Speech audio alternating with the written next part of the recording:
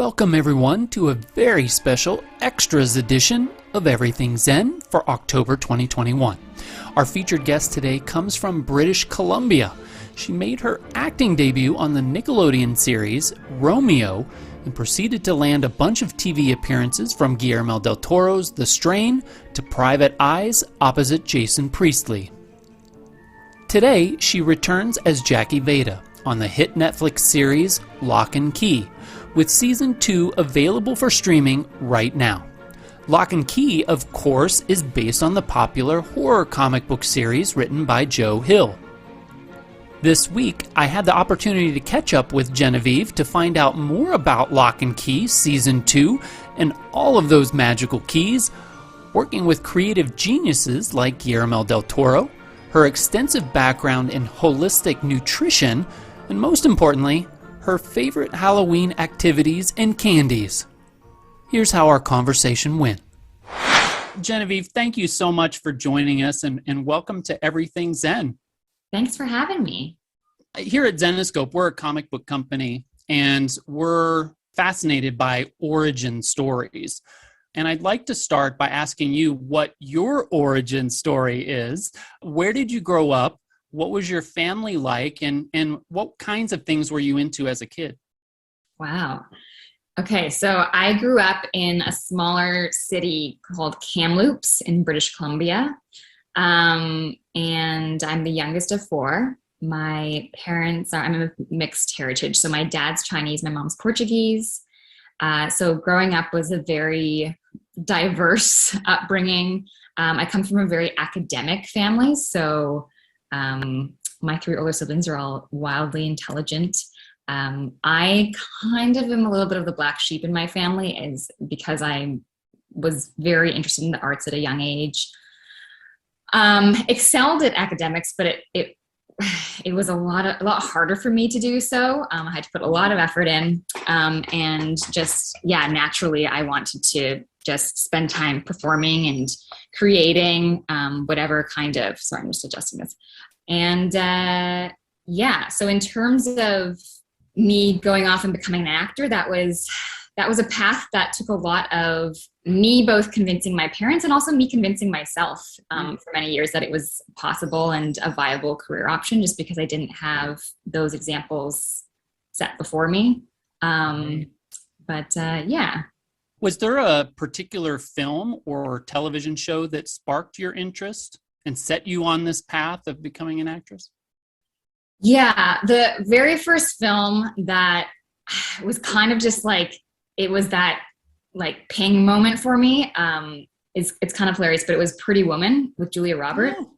And it's just kind of funny because of what the storyline is, but it really had to do with just like how she lit up the screen, and there was something just so infectious about her, and it really drew me in, and it made me want to kind of do the same for other people, to really have that connection and engagement. And how could I do that? And, how could I kind of create that same engagement that I felt that she was creating?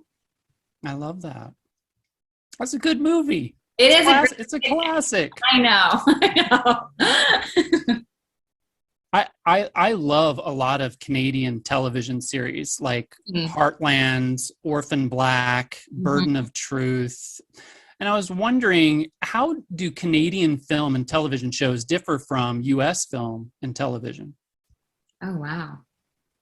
Certainly there's just I would say a kind of essence like that you can pick up on when you're, I think, watching something that is Canadian versus American. How do I describe it though?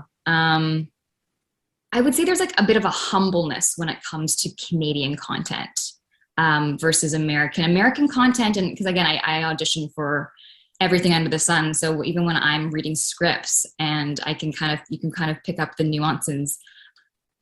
I find in American products a lot of times they're just a little bit more glamorous.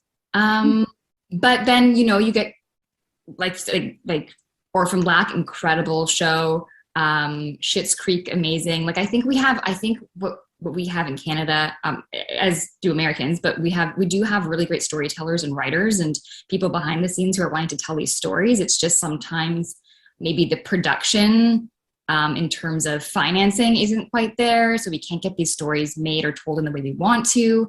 But yeah, certainly there are a number of successful Canadian productions that shine through because of, I think, the writing and where we're kind of coming from, again, right at the origin point of what the story is that we're wanting to tell. I don't know, that's a little bit unclear, but no, it kind of is. I mean, do you get the sense that maybe with like US productions that maybe because there's a lot of money involved, is there a lot of like pressure and high stakes involved? Do you kind of feel that as an actor on set versus maybe something in Canada that they don't have access to all of this money, or maybe it's just more sort of grassroots funded or things like that, where I don't know, it feels like to me a lot of Canadian productions have this sort of familial quality about them. They're, like you say, there's a humbleness that does translate to the audience. There's almost like an approachability, or like versus American projects with like much bigger budgets, and so maybe they're a little bit more glamorous, a little bit more flashy, more fantastical in that sense, I guess. Like they can draw you in other ways, but there's something very relatable, I think, about a lot of Canadian content that feels just like a friend inviting you in for a cup of tea, It's just like, yes. Yeah.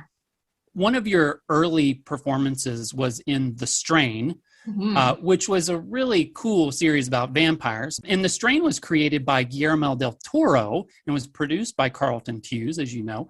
What was that experience like for you, and what did you learn from all of these sort of creative minds?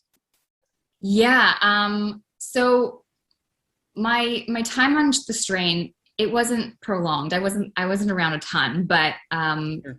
Yeah, it was I just remember the project itself was like really exciting to be a part of. I was excited about the story being told because of like the greater meaning behind it. And I was fortunate. It's so funny because upon working on Locke Key, Carlton Cuse also. Of course, yeah. And I didn't realize until after I was on Locke Key that he had also produced The Strain. So I thought that was kind of funny because I didn't come across him when I was actually filming The Strain. But in terms of my experience on The Strain, like Guillermo was there on the day. So I only filmed one day, and he happened to be there on the day I was filming. And so I did get to chat with him a little bit, particularly about my character, which again, not a major character by any means, but I think every character is important to every story. And it was just really nice to get to chat with him briefly about, again, the overall story. Because when you have the person who, like you said, the creative mind behind it, and they're just obviously so passionate about it, that just takes me wanting to do justice to that storytelling even further. I want to get to Locke and Key, and it was created by Joe Hill, aka Joe King, the son of Stephen King. So for those who haven't seen Locke and Key yet, how would you describe it, and how does your character fit into the mix? Yeah, so Locke and Key, it's based on the comic books by Joe Hill, as you mentioned, and it follows the story of the Locke kids following the miraculous, shocking murder of their father. And as they move back into their father's ancestral home, the kids start to uncover that there's these magical keys hidden throughout the house, and that these keys have special powers or give them special powers or abilities. And then they also find out rather quickly that there is an evil demon who is also after these keys. It's honestly what really drew me to the project was just, it's not just one genre. I feel like it's like the Locke and Key explores so many different aspects.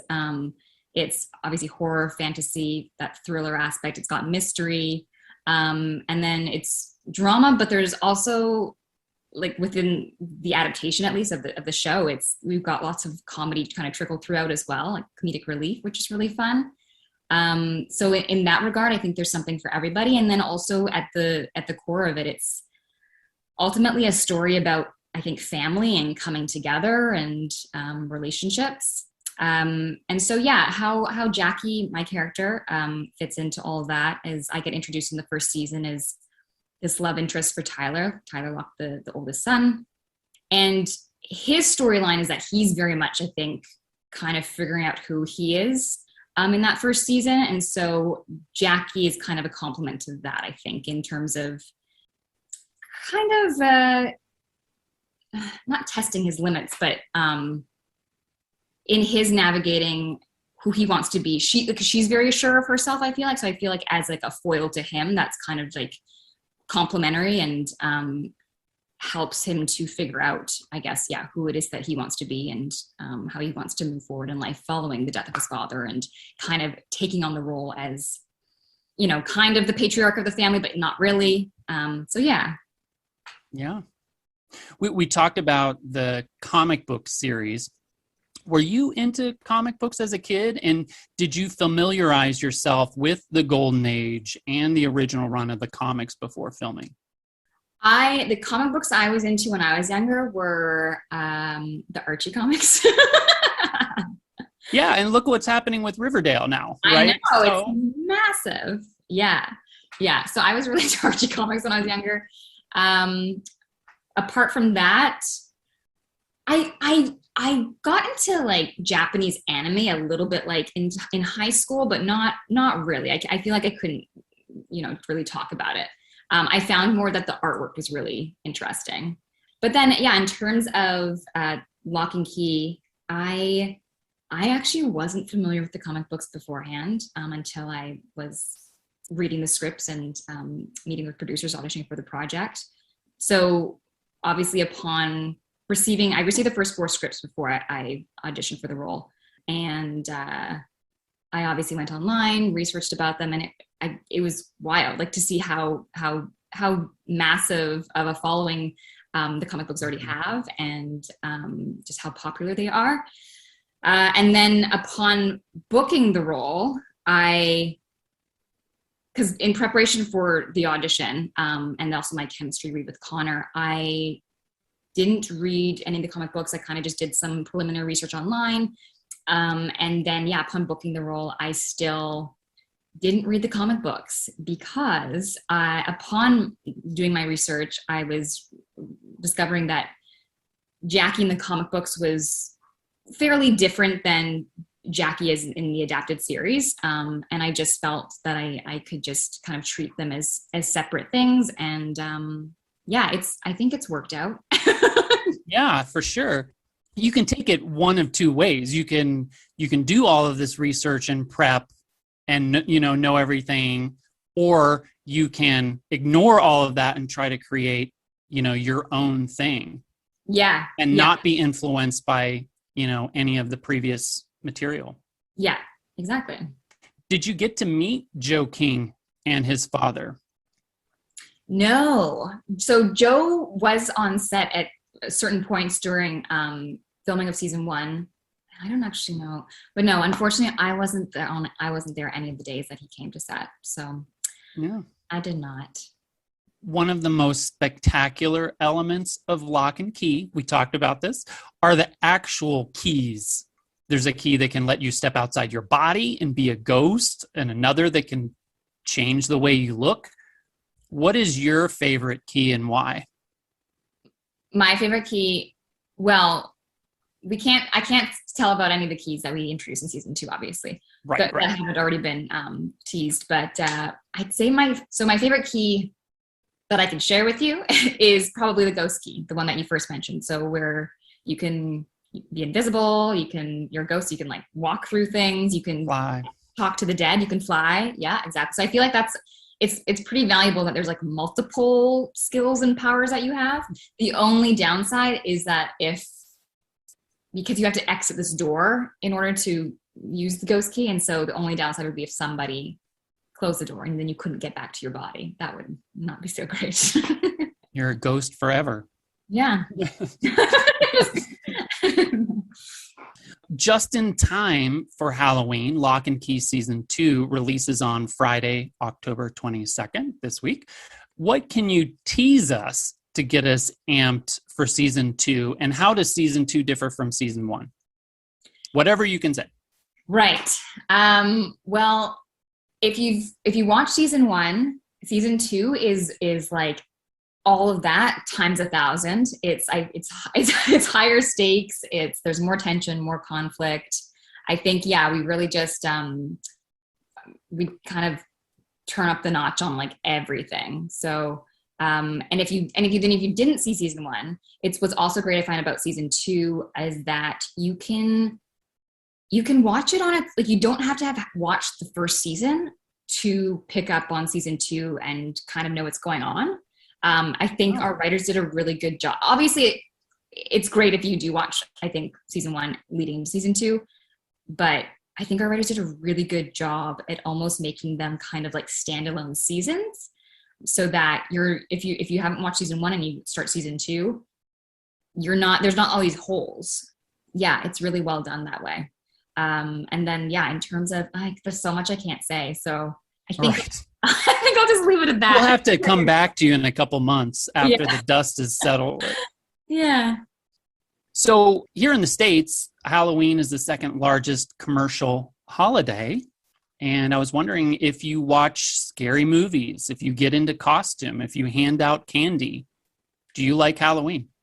Yeah, I used to get dressed up all the time. I used to love Halloween. Not that I don't love it now, but as I've gotten busier as an actor, it's so funny because I'm play characters for my work. It doesn't feel the same to step into a character just to. Oh, that's interesting. I hadn't thought about that. Yeah, and I mean actors all the time who, like, again, they still love it because they just love the aspect of dressing up and playing another character. But yeah, growing up, I loved Halloween, and even into my adult years, celebrated Halloween. I had an ex-partner who used to throw these like big Halloween parties and go all out, and costumes were mandatory, that sort of thing. And yeah, in terms of scary movies, I have to watch them with someone. I can't watch them alone, especially late at night. But yeah, I am a fan of the horror genre. I think it's a lot of fun.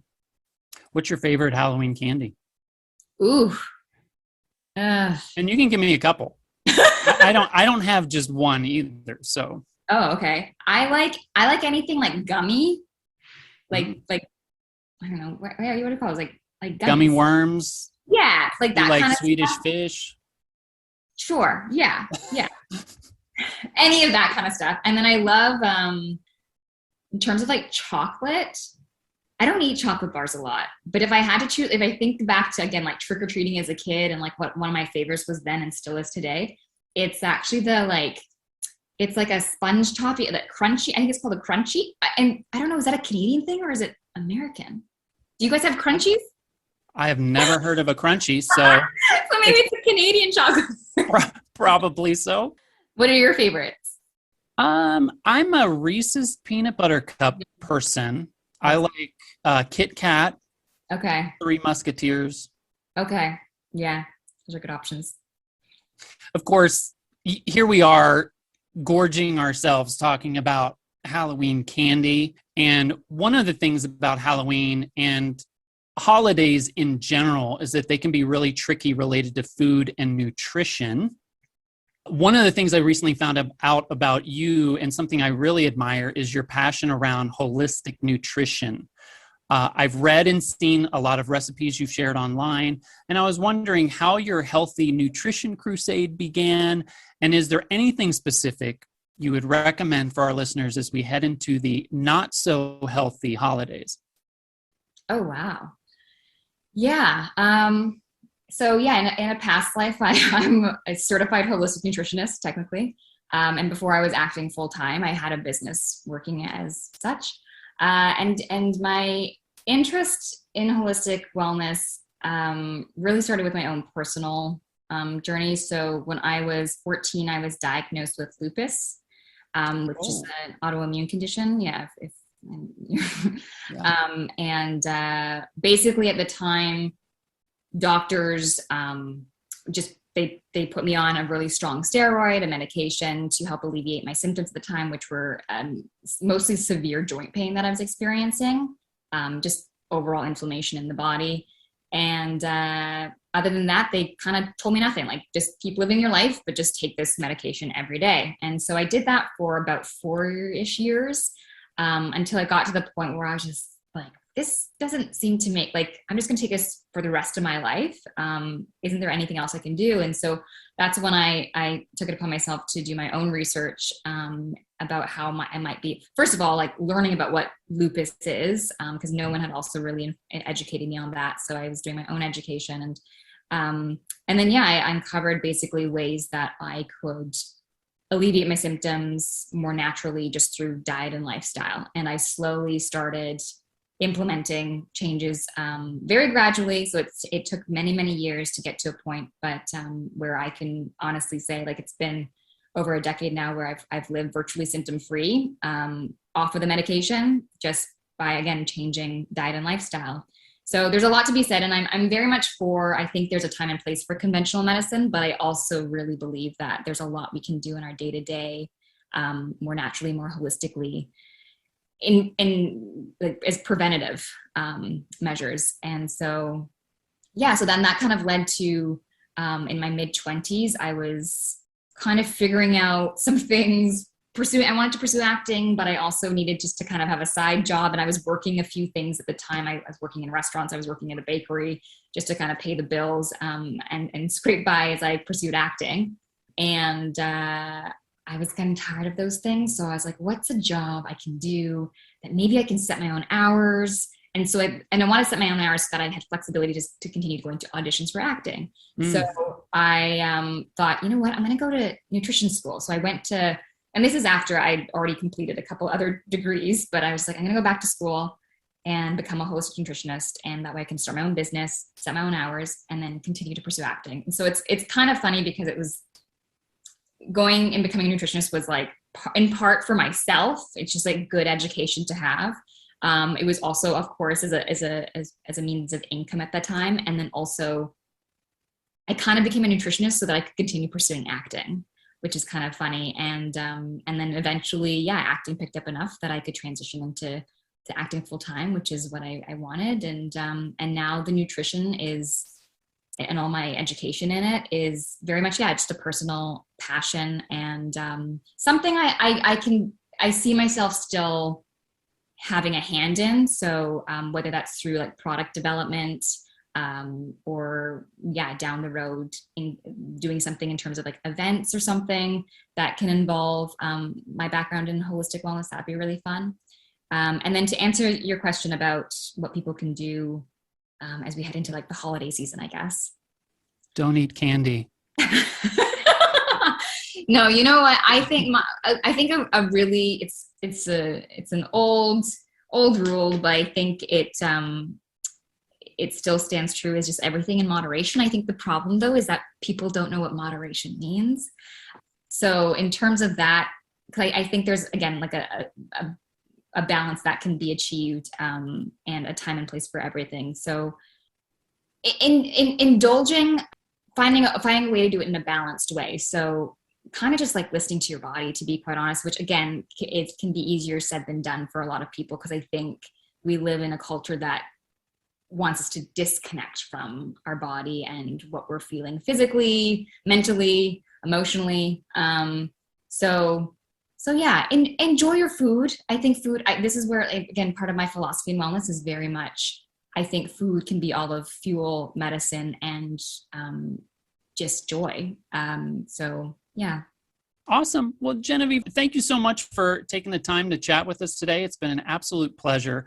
Like I said, Locke Key is a big favorite here in our household. So we're really, really looking forward to it this Friday. I'm sure, I have this feeling it's going to be an all-night binge session. Yeah, well, I have a feeling that's going to be the case for a lot of people. So Yep. Well, thanks again, and happy Halloween, and good luck to you on your future projects. Thanks so much. It was so great talking to you.